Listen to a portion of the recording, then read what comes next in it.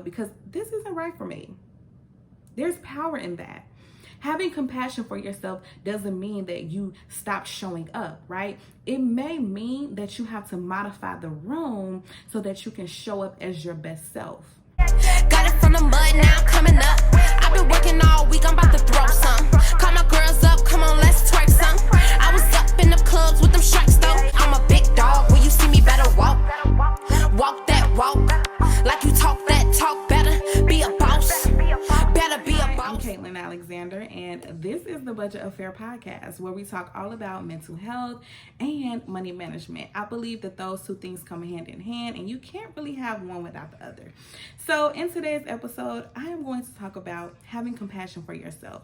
That is a foundational thing to have within yourself in order to create a authentic, good life for yourself. So stay tuned for that. Today, I want to talk about having compassion for yourself. We hear it all the time, but what does it really look like when you have to deliberately go out of your way to readjust your environment and advocate for yourself? That type of compassion. Compassion that is unconditional and personal. One of the things I've learned about having a self-relationship is that communication is key, right? Just like in relationships we have with others, the way we talk to and at ourselves is so important and so valuable. However, for some of us, that inner voice within ourselves has been suppressed for so long that it's going to take time and practice to find it. And one of the ways that you can find yourself and build a better relationship with yourself is through the practice of compassion. So if you want to learn how to give yourself compassion through examples of how I give myself compassion, please stay tuned. Let me tell y'all something. I have fallen in love with skating, y'all. But a few months ago, I attempted to go to the skating rink and I just couldn't bring myself to do it. Now, mind you, I've gone to the skating rink before by myself, but this particular day I just could not do it.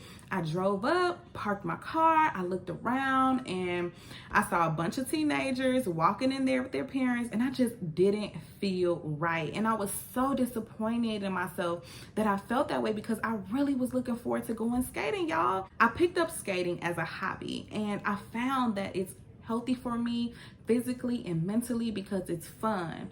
It's a physical activity, and I was just really disappointed that I felt the way that I did once I got there because I was really looking forward to going skating. But I sat in my car, I took note of my feelings. I felt discomfort, disappointed, annoyed, and instead of ignoring myself by just doing it or making up some elaborate story to hide from my true feelings, I asked myself, Caitlin, what's going on? Because in that moment, it was really hard for me to stand true with what I was feeling, because at the same time that I was feeling scared, I was also really disappointed in myself, and I felt like a wimp that I did not want to go in there. I don't know why, but that's just how I was feeling, right? But I asked myself, Caitlin, what's going on? And in that moment, I couldn't give myself a specific answer, but I knew that just by asking myself that question, I had reached my willpower threshold. I could not push myself past my comfort zone to do a thing that I love to do, because although it's something that I found that I love to do, it's still new for me, right? To put myself out there, to be as vulnerable as I can be physically in front of other people, because I'm still kind of learning how to skate, that's new for me. There's a theory that we only have so much willpower stored up to use, and it can run out. And when it does, we have to figure out a way to restore it or to rebuild it. And because of that, I gave myself a pass, and I was like, you know what? It's okay, Caitlin. Let's just go home. In moments like that, I treat myself as I would a scared, nervous, vulnerable child. okay? I don't get frustrated and lash out at me or judge me harshly. Imagine my 5-year-old son in that situation where he feels nervous. I will never like push him past his limits, okay? I might give him a nudge, but I will never just judge him so harshly that I blame him or I allow disappointment to make him feel like a bad person, and I won't do it to myself, right? I become aware and I adjust as necessary. That is how I give myself compassion. And that's one of the most compassionate things that you can do for yourself, right? Is go out of your way to accommodate yourself or readjust a condition to make yourself comfortable. To not have to wait on someone or something to shift for you to advocate for yourself and say, okay, I'm uncomfortable. This doesn't feel right. I need to make some adjustments or remove myself because this isn't right for me. There's power in that. Having compassion for yourself doesn't mean that you stop showing up, right? It may mean that you have to modify the room so that you can show up as your best self. I saw something floating around Instagram a while ago about babies and self-soothing, and how now the belief is that babies don't learn to self-soothe by crying it out, right? Babies learn to self-soothe by being soothed by their caretaker, and over time, as a result, learn to soothe themselves. It's the same thing with compassion. Some of us weren't advocated for enough as children to know how to advocate for ourselves, to give ourselves the compassion we need. But if you want to, let me serve as an example. It's something that can be learned and developed as an adult. I'm an example of it, right? Every day I look for opportunities to have compassion for myself. It has literally become a daily practice for me. It's become a healthy coping mechanism that I can use when I feel myself spiraling with negative self-talk, negative self-beliefs, and negative self-thoughts. Now, in the beginning, it was really hard for me.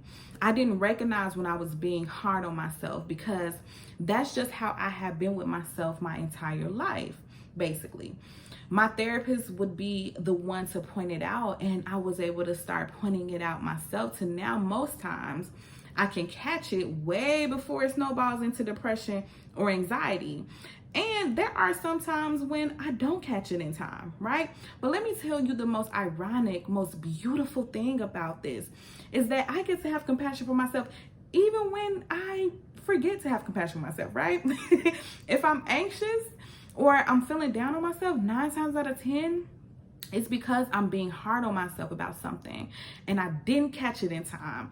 And those old pesky habits started to come up and it just snuck up on me. But I'm a work in progress. And even still, I give myself compassion. When I fail to give myself compassion, I give myself compassion, if you hear what I'm saying. And so this is for someone who struggles with depression or anxiety.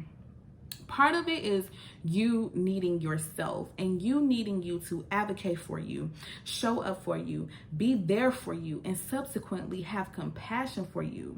Because in this regard, when it comes to living a healthier, more authentic life, you can't solely depend on external things or people to get you there, right? Those people don't know what's truly in your heart. Only you do. Those people don't know your true experiences. Only you do. And it takes having the ability to communicate with yourself well enough to give yourself the compassion you need to create a life that best supports you when all else fails, right? And so this is the end of this episode. I hope this resonates and leaves a small tea-like candle on the path towards your best self. I'd love to connect with you all. So if you have any questions or comments, let me know in our DMs on Instagram. Let me know in the comment section below on YouTube. And if all else fails, just say hello in the comment section below. Bye.